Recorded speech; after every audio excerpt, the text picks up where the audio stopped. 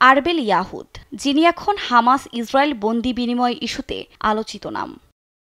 গাজায় যুদ্ধবিরতি ও জিম্মি চুক্তির পর ২ দফায় বন্দিদশা থেকে ৭ জনকে মুক্তি দেওয়া হয়। তবে বিপত্তি বাধে হামাসের কবজা থেকে দ্বিতীয় দফায় ৪ ইসরায়েলি নারী সেনাকে মুক্তির পর।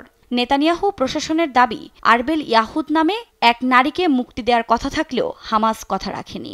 এতে গোষ্ঠীটির বিরুদ্ধে চুক্তি লঙ্ঘনের অভিযোগ এনে লাখো গাজাবাসীকে উত্তর গাজায় প্রত্যাবর্তন আটকে দেয় ইসরায়েল।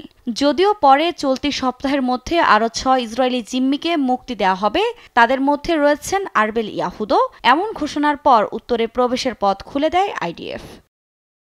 এরপর থেকেই আন্তর্জাতিক গণমাধ্যমের শিরোনাম হচ্ছেন ইসরায়েলি এই নারী জিম্মি। কে এই নারী আরবেল ইয়াহুদ? তাকে নিয়ে কেনই বা এত আলোচনা সব মহলে?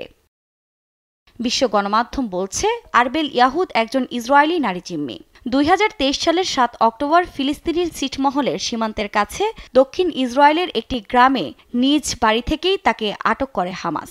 ইসরায়েল বিশ্বাস করে ইয়াহুদ হলেন শেষ নারী সামরিক জিম্মি যিনি জীবিত আছেন।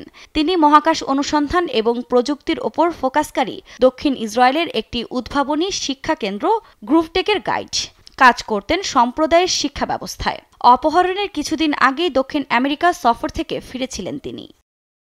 এদিকে ইয়াহুদের ভাই ডলেভ ইয়াহুদ কয়েক মাস ধরে নিখোঁজ ছিলেন। তাকেও অপহরণ করা হয়েছে ধারণা করা হলেও পরে এটি স্পষ্ট হয় তিনি কখনোই গাজায় প্রবেশ করেননি। ২০২৪ সালের জুনে নতুন পরীক্ষার মাধ্যমে তার দেহাবশেষ শনাক্ত করে ইসরায়েলি কর্তৃপক্ষ। যদিও ধারণা করা হচ্ছে ইয়াহুদ অন্য একটি গ্রুপ ফিলিস্তিনি ইসলামিক জিহাদের হেফাজতে থাকতে পারেন। তাকে আগামী শনিবারের আগে মুক্তি দেওয়া হবে বলেও ধারণা করা হচ্ছে। আফরিন মৌ, নিউজ ডেস্ক, দেশ টিভি।